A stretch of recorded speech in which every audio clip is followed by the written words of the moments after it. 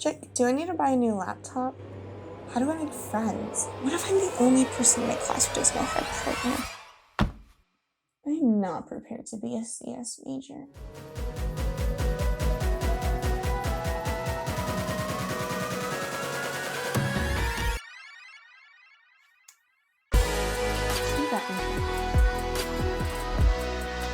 Hello world, it's Becomming here, and this is my channel where I talk about all things computer science. I am a rising senior at Carnegie Mellon University. I am a computer science major, and today we are going to actually take it back to freshman year. Right, I know it's the summer right now, and you guys are preparing to become freshmen in your universities, which is kind of nerve-wracking, right? But you're also preparing to become computer science majors. Welcome to the program. Don't mind me. God. Overall, hopefully I can just kind of get you up to speed on what people are doing and give you some tips to make this freshman year a little bit more easy for you guys. So I think the number one thing that people tend to wonder when you are a incoming freshman studying computer science is, what type of laptop do I get? do I need to buy a new one? Do I need the newest one? What are the specs on the laptop that I need? Is my laptop gonna be enough? I'm gonna make this really simple for you guys. Basically, any laptop is fine, especially if you're gonna buy a new one. It doesn't have to be, the newest things, like things a couple years old. 5 years old is probably fine. They're all gonna basically run all the things that you need perfectly, except for the Chromebook. Don't bring a Chromebook as your laptop. That's probably not gonna go very well for you because you're gonna have to jailbreak that Chromebook, because Chromebooks basically can only go on the internet. You can't actually run and download environments. You're probably gonna have to set up a few coding environments during school. You might have to use things like VS Code, Eclipse, Sublime, whatever, based on whatever language your classes are going to be in. And a Chromebook is just not gonna work very well for you. So anything but a Chromebook is fine. I personally have a 2018 MacBook Pro with a touch bar, and it has served me perfectly well. I previously had used PC in high school, but I'm not a big computer person. I know, shocker. I am a computer science major, and I'm not a computer whiz. I'm really not. Downloading things, setting up environments is the biggest pain to me because I have no idea how to do any of that. Mac seemed to work well with my friends in high school, and I just wanted to make sure that I could have a computer that would be able to stick with me through my entire time at college, and so far it's been pretty good. It's hasn't been any slower. I really haven't had many problems, so MacBook Pros are great. But having said that, I've had friends who do all of their work on PC, and they're diehard PC people, and it's totally fine. It really doesn't matter. Sometimes they say that MacBooks are kind of used more in the tech companies. So if you care about that, maybe go for a Mac, but it doesn't have to be new. It doesn't have to be cutting edge technology or anything like that. Basically anything you can download, run IDEs on, and run your code on should be fine. And actually, I would like to say that you might do a lot of your work SSHing into your school's servers and have all of your assignments run on their servers and stuff too. So you might not even need that well of a processor or something, but you probably will if you want to do some projects on your own, make your own websites, stuff like that. I also really would not recommend Linux. Now this is totally dependent on your classes and professors and what they expect out of you, but sometimes I've had friends run into trouble where some of the applications that the professors wanted us to work with didn't support Linux. I will say the majority of the things that you're gonna use is definitely gonna have support for Windows and iOS, but Linux, not so much.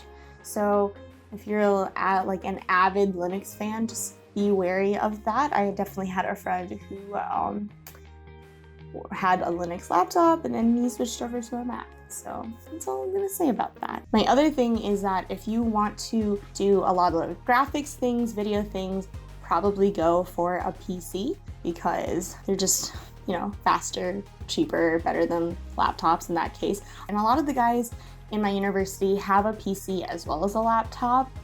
Most of the girls just have a laptop, but to be fair, I don't personally do any like graphics or visual stuff. So if you're leaning towards that type of thing, probably bring like a PC with you along with a laptop that you can also do work on. One other thing that a lot of people like to bring to university is an iPad, because they like to take notes on their iPad, because sometimes you can pull up the slides and write just on them during lecture, which is pretty helpful. And then you can look back and you can always zoom in, add things, edit your files. That seems pretty cool. I personally do not have an iPad at school. I just prefer to take my notes by hand and like pen and paper, which is totally fine too. You know, that's all up to you. So if you want to bring an iPad or some sort of like tablet to take your notes on, then go for that too. Now we're going to move on to things to prepare for in the summer. If you are the type of person who's like, oh, I want to prepare for my freshman year in college, really make sure that things are going to be like amazing. First of all, please don't prepare. This is one of the last summers you can actually just feel free to spend guilt-free. Why would you want to spend your summer preparing for like more school? Personally, I didn't prepare for anything coming into freshman year, but you know, if you're the type of person who's sitting at home and you're like, I'm bored, I hate sitting here and just watching YouTube all day, which I know you're watching me on YouTube right now, so please keep doing that. That's great. If you are going to prepare for your freshman year, then the number one thing I would say that you should prepare for is discrete math. And if you know what I'm talking about, then you're probably fine. Then like ignore what I just said and just actually go have fun and don't do anything. But if you don't know what discrete math is, then you know, maybe listen a little bit closer. So every university kind of does things differently, but generally, sometime during your freshman year, you're going to have to take a discrete math course. What is discrete math? I can hear you saying. Discrete math is basically a whole world of math that you never even knew existed. And honestly, if you didn't come to college and decide to be a math major or a computer science major, you would not know that it exists. Honestly, it's probably gonna throw you for a loop, like it does for all these CS freshmen out there. At the end of the day, computer science is an applied maths major, which is why a lot of universities require students to take discrete mathematics, because it builds the theoretical foundations for computer science. Now, some other universities also require you to take algorithms classes that are built on top of discrete mathematics, and some universities don't require you to do more than just this simple discrete mathematics. But chances are you're going to have to take at least one discrete maths, and it's probably going to be in your freshman year, so you should take a look at that if you do not know what it is. Basically, just Google it. You'll probably find some sort of class introduction and just watch a few YouTube videos of a professor kind of going through some topics. You know, you don't have to actually take the class and teach everything to yourself during the summer. That is your professor's job, and you're paying them for it freshman year. But notoriously, if people have not seen this before, it's one of those subjects that you definitely need to repeatedly be exposed to in order to really grasp everything, because it's kind of like learning a language and learning math at the same time. If you're not a big math person, which I am not, this is probably going to be quite difficult for you. But don't worry, everybody is in the same boat. Most people have never touched discrete math before they go into the classroom freshman year, so you're definitely not alone. But you know, it's probably going to give you some sort of head start, because you're probably going to be doing better than the people who have never seen these things before. Just a couple of things you probably want to familiarize yourself with are set theory, combinatorics, number theory, counting, graph theory, and different proof writing techniques such as induction, contradiction, etc., etc. I'm sure you'll see all these topics listed, but basically, if you kind of get the gist of what those things mean, you're definitely going to be on the right track and you'll be fine. Now, if you're one of those incoming CS majors and you're like, I have never taken a programming class before. Am I screwed? no, this is what intro to programming classes are for. It's not just for, the business majors who want to dabble in computer science or, art majors or whatever. This is actually for computer science majors too who haven't had the opportunity to take a programming class. Now, if you're one of those people who are like, how could you possibly be a CS major and have never taken a programming class before? Well, I had never taken a real programming class before freshman year at Carnegie Mellon. So it's definitely a thing. And also, 1/3 of the class at CMU generally hasn't taken like a real programming class before. We don't have AP CS credit for whatever reason. My school personally didn't offer AP classes because I was at an all IB school, but that's besides the point. Basically, if you've never taken a programming class before, that is totally okay. Maybe you could try to learn a little bit by yourself via like YouTube videos. Comment below if you want me to talk about some possible websites and courses that, are free for you to take, and try to familiarize yourself and maybe self-teach yourself a little bit. Generally, don't be worried. You're not going to be behind your peers for very long. If you like technology and you know that you want to be a computer science major, you'll be fine. Another thing that you should note is it's going to be awkward. It's going to be a bunch of freshmen who have never known each other before. Probably for most of you guys, this is the first time where you actually have to make friends again, because for the most part, you've had your friends from like elementary to middle to high school and everything, and those are just your friends. You know all of your classmates, you know everyone by name. For a lot of people, they come from like really small middle schools or high schools or something like that. But in college, you're probably not going to know a lot of the people that are around you now. So you want to mentally prepare yourself to make friends, especially coming out of this past year. You're going to have to mentally prepare yourself for a lot of social interaction, but don't worry. The thing about that is that everybody else is also looking for friends. And so generally people are going to be really nice and open. So just mentally, think about how to introduce yourself in your head. I know what you're saying. I am a computer science major. We are socially awkward. Guys, you don't have to be socially awkward. This is a skill just as much as any other skill. If you can program, if you can do math, you can learn how to not be socially awkward. You really just have to get out there, get out of your head. And I know it's easier said than done, but it really just is a thing that kind of comes from practice. And you know why this is so important? Networking. There's going to be career fairs, and I will definitely make a video about what to do at career fairs, how to use them to your advantage.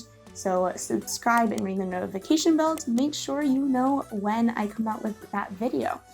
But career fairs are basically events that are held at your university where you get to talk to recruiters from companies in hopes of, wowing them for interviews and possibly getting an offer for summer internships or job positions. And networking is really important if you want to actually have a job after your 4 years in school. Not only are social skills good for making new friends, but also for talking to recruiters. Learn what an elevator pitch is and write one for yourself. Trust me, if you find it hard to talk to your peers who are friendly and open and want to talk to you, it's gonna be so much worse when you're trying to talk to recruiters who are reading your resume and trying to judge whether they want you in their company. Sounds nerve-wracking, right? It is. So make sure that you've prepared yourself for that type of social interaction as well.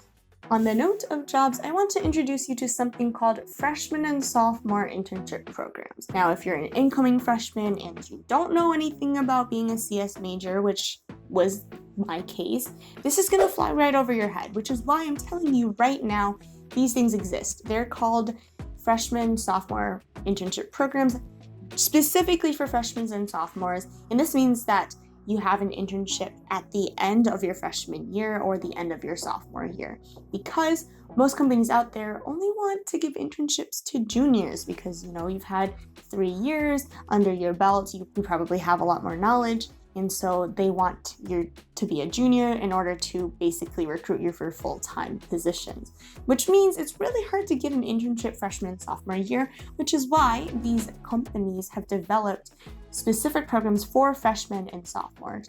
Now, the thing is that there's very few of these programs. The big tech companies have them. Microsoft has one, Facebook has one, Twitter has one, Google has one. And you should look up, their freshman, sophomore internship programs specifically for those companies. But the thing about these programs is you have to apply to them basically at the very beginning of your freshman year. Applications open like early September or maybe late August even, and kind of like towards October-ish, right around the times when you're really still just trying to get your bearings and learn how to be a college student. So you're definitely not going to be thinking about applying to these freshman, sophomore programs.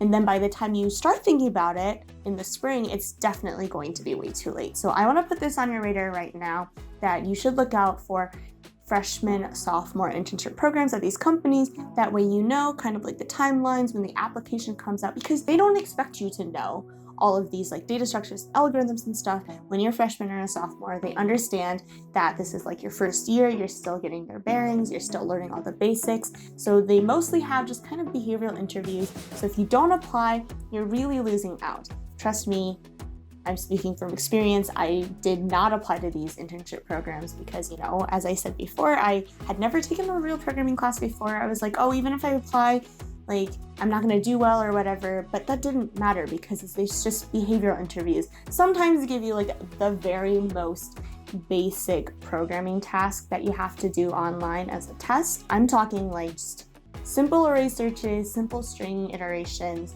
It's not very complicated. You could probably pick it up in like 1 or 2 weeks. So definitely go apply to those. Don't be discouraged. You know, always shoot your shot. Okay, next up, I just want to make a note of something called imposter syndrome. Now, if you've never heard of this before, that's okay. It's basically exactly what it sounds like. It's when people feel like they're imposters because they feel like they're not good enough to be a computer science major, because maybe you're one of the people who hasn't programmed before you came to this program, and everybody around you has, and it seems like you're the imposter. You're like, how did I get into this program? Like, I can't be a computer science major. I'm just kind of pretending, and I don't deserve to be here. The bottom line is you might get a feeling that like you don't deserve to be here, or that you're just way worse than everybody else, and it's probably not the case. It's called imposter syndrome. I'll probably be doing a video on it because it's becoming increasingly important to bring awareness to it inside the tech community, especially for these software developers and engineers and such. So this is pretty normal. A lot of people feel it. So just be aware that if you start to get feelings that you are not good enough or that you don't deserve to be where you are, just know that that is not true, and that it's called imposter syndrome. And also note that there's probably peers and other people around you who feel the same way. So have a little bit of comfort in having that knowledge. And at the very end, this is probably the most important part actually of this video. It is okay to, one, not get all A's, because if you're a CS student, you know, you're probably pretty studious, you're probably like a bit of a nerd and stuff. There's nothing wrong with that. You probably have gotten like pretty good grades in high school, and even if you didn't, like, it's no big deal. But just know that college could be quite a bit harder. I know that I had all A's in high school, and I definitely came here not thinking that I was going to be able to get all A's, and I haven't. I've done like pretty alright. I generally get like A's and B's, but you know, I've been on the verge of like failing 2 of my classes in the 3 years that I've been here. So do not fret if you find that you're probably not going to be able to get an A few weeks into your freshman year. That is no big deal. The saying goes that C's get degrees, and it is so true. Just because you get a C does not mean that you have not learned the content. A lot of the times I find that the tests are just really hard, or the concepts are really hard, and getting an A just isn't really feasible anymore. And it's totally okay to get a B or a C. That is alright, just maybe lower your expectations a little bit. Not saying that you won't be a 4.0 person. You could be. I have friends who have 4.0s, and that is amazing and awesome, but it is okay if you do not get all A's coming into your freshman year. Another thing that I really want you to know is that it is okay to ask questions and not know everything. You're literally at college to learn. Ask questions to your professors. Do not be afraid. It's okay if other people around you know more about your subject than you. That is totally fine. As I said, I started out not having like actual programming experience, and you know, I've been doing pretty good for myself. So it's totally all right. Imposter syndrome is a thing. Don't put so much pressure on yourself. You're probably going to college being like, I have to be perfect, and that's the only way I'm gonna be able to get this job and stuff. that is not the case at all. It is okay to make mistakes. It is okay to learn. It is a very valuable skill to learn how to learn. And in some senses, it's kind of what you're at college for, to learn how to learn, because in this major and in this line of work, you're probably going to be learning new technologies and stuff for the rest of your life. All right, all you incoming freshies, I hope that you take this time, as I said before, and get a good rest. Have a fun summer. Don't be so worried about everything. Most things will work themselves out. Do not fret. Take the summer to relax while you still have the chance to. Anyways, those are just some tips and things to be aware of coming into your freshman year and being a computer science major. If you have any questions, a lot of my social media will be down below, so make sure to subscribe, give a thumbs up if you thought this was useful, and ring the bell so that you can be notified when I post other videos about the freshman experience, how to succeed in these sorts of college classes. All of that is coming, I promise. Anyways, that is Becoming Her, signing out.